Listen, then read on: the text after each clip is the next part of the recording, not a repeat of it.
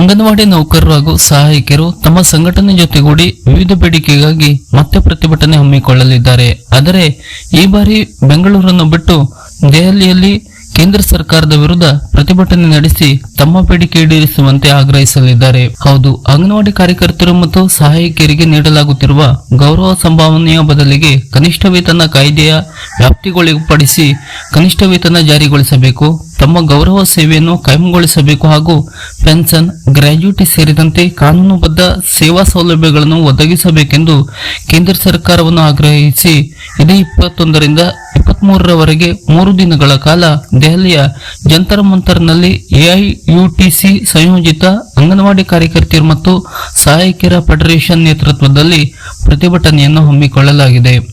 ಬೆಂಗಳೂರಿನಲ್ಲಿ ಬುಧವಾರ ಪತ್ರಿಕಾಗೋಷ್ಠಿ ನಡೆಸಿದ ಸಂಘಟನೆಯ ಮುಖಂಡರು ಕಳೆದ 50 ವರ್ಷಗಳ ಹಿಂದೆ ಜಾರಿಗೆ ತರಲಾದ ಸಮಗ್ರ ಶಿಶು ಅಭಿವೃದ್ಧಿ ಯೋಜನೆಯಲ್ಲಿ ಕೇವಲ ಗೌರವ ಸಂಭಾವನೆ ಪಡೆದು ಅಹರ್ನಿಶಿ ದುಡಿಯುತ್ತಿರುವ ಅಂಗನವಾಡಿ ಕಾರ್ಯಕರ್ತೆಯರು ಮತ್ತು ಸಹಾಯಕಿಯರು ಎಲ್ಲಾ ರೀತಿಯ ಕಾನೂನುಬದ್ಧ ಸೇವಾ ಸೌಲಭ್ಯಗಳಿಂದ ವಂಚಿತರಾಗಿದ್ದಾರೆ.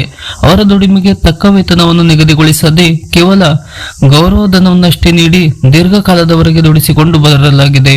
ಆದುದರಿಂದ ಈ ಕೆಳಗಿನ ನ್ಯಾಯಯುತವಾದ ಬೇಡಿಕೆಗಳನ್ನು ಈಡೇರಿಸುವಂತೆ ಪ್ರತಿಭಟನೆಯ ಸಂದರ್ಭದಲ್ಲಿ ಕೇಂದ್ರ ಸರ್ಕಾರದ ಗಮನ ಸೆಳೆಯಲಾಗುವುದು ಎಂದರು. ಇನ್ನು ಅಂಗನವಾಡಿ ನೌಕರರ ಪ್ರಮುಖ ಬೇಡಿಕೆಗಳು: ಸುಪ್ರೀಂ ಕೋರ್ಟ್ ಆದೇಶದಂತೆ ಅಂಗನವಾಡಿ ಉದ್ಯೋಗಿಗಳು ಪೂರ್ಣಕಾಲಿಕ ಸ್ಥಿರ ಉದ್ಯೋಗಿಗಳಾಗಿದ್ದು ಅವರು ಗ್ರಾಜ್ಯುಟಿ ಪಡೆಯುವ ಹಕ್ಕನ್ನು ಹೊಂದಿದ್ದಾರೆ. ಆದುದರಿಂದ ಕೇಂದ್ರ ಸರ್ಕಾರ ಅಂಗನವಾಡಿ ನೌಕರರ ಸೇವೆಯನ್ನು ಕೇವಲ ಗೌರವ ಸೇವೆಯಾಗಿ ಪರಿಗಣಿಸದೆ ಅವರನ್ನು ಕಾಯಂ ಉದ್ಯೋಗಿಯಾಗಿ ಮಾನ್ಯತೆ ನೀಡುವ ಮೂಲಕ ಅವರನ್ನು ಸಿ ಮತ್ತು ಡಿ ದರ್ಜೆಯ ನೌಕರರನ್ನಾಗಿ ಕಾಯಂಗೊಳಿಸಬೇಕು.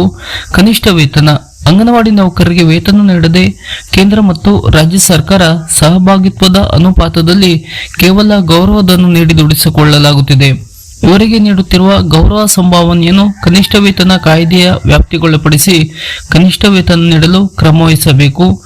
ಗ್ರಾಜ್ಯುಟಿ, ನಿವೃತ್ತಿ ವೇತನ ಜಾರಿಗೊಳಿಸಿ ಸುಪ್ರೀಂ ಕೋರ್ಟ್ ಆದೇಶದಂತೆ ಅಂಗನವಾಡಿ ಸೇವೆಗೆ ಸೇರಿ ನಿವೃತ್ತರಾಗಿರುವವರೆಲ್ಲರಿಗೂ ಗ್ರಾಜ್ಯುಟಿ ಸೌಲಭ್ಯ ಒದಗಿಸಲು ಕ್ರಮ ಕೈಗೊಳ್ಳಬೇಕು ಹಾಗೂ ನಿವೃತ್ತಿಯ ನಂತರ ಮಾಸಿಕ ನಿವೃತ್ತಿ ವೇತನ ನೀಡಲು ಪೆನ್ಷನ್ ಯೋಜನೆಯನ್ನು ಜಾರಿಗೊಳಿಸಿ ಅದರ ಪ್ರಯೋಜನ ಪಡೆಯಲು ಅಗತ್ಯವಾದ ಕ್ರಮವನ್ನು ಜಾರಿಗೊಳಿಸಬೇಕು.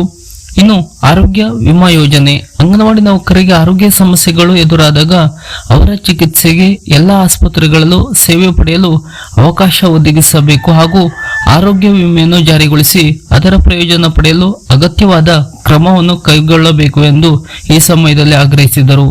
ಅಂಗನವಾಡಿ ಸೇವೆಗಳನ್ನು ಹೊರತುಪಡಿಸಿ ಬೇರಾವುದೇ ಕೆಲಸ ಕಾರ್ಯಗಳಿಗೆ ಅಂಗನವಾಡಿ ನೌಕರರನ್ನು ನಿಯೋಜಿಸದೆ ಐಸಿಡಿಎಸ್ ಯೋಜನೆಯನ್ನು ಪರಿಣಾಮಕಾರಿಯಾಗಿ ಜಾರಿಗೊಳಿಸಲು ಕ್ರಮ ವಹಿಸಬೇಕು.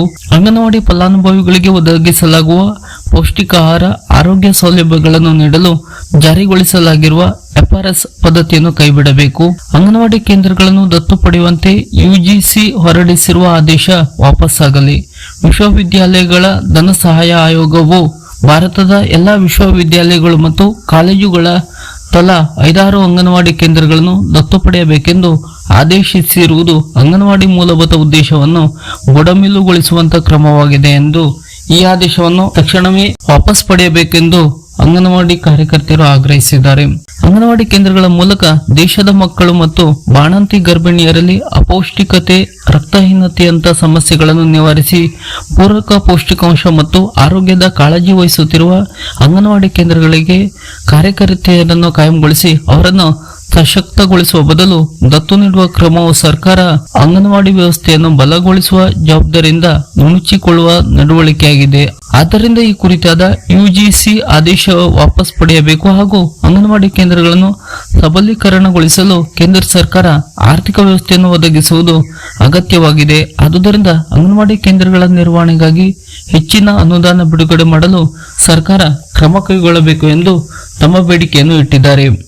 ದೆಹಲಿಯಲ್ಲಿ ನಡೆಯುವ ಅಂಗನವಾಡಿ ನೌಕರರ ಈ ಪ್ರತಿಭಟನೆಗೆ ಕೇಂದ್ರ ಸರ್ಕಾರ ಯಾವ ರೀತಿ ಸ್ಪಂದಿಸಲಿದೆ, ಒಂದಷ್ಟು ಬೇಡಿಕೆಯನ್ನು ಈಡೇರಿಸುತ್ತಾ ಯಾವ ಭರವಸೆ ನೀಡುತ್ತೆ ಎಂಬುದನ್ನು ಇಲ್ಲಿ ಕಾದು ನೋಡಬೇಕಾಗಿದೆ. ಅಂಗನವಾಡಿ ನೌಕರರಿಗೆ ಸಂಬಂಧಪಟ್ಟಂತ ಈ ತರದ ಹೊಸ ಅಪ್ಡೇಟ್ನ ಮಾಹಿತಿಗಳಿಗಾಗಿ ನಮ್ಮ ಚಾನಲ್ ಅನ್ನ ಸಬ್ಸ್ಕ್ರೈಬ್ ಮಾಡಿ ನಮ್ಮನ್ನು ಕೂಡ ಬೆಂಬಲಿಸಿ. ನಮಸ್ಕಾರ.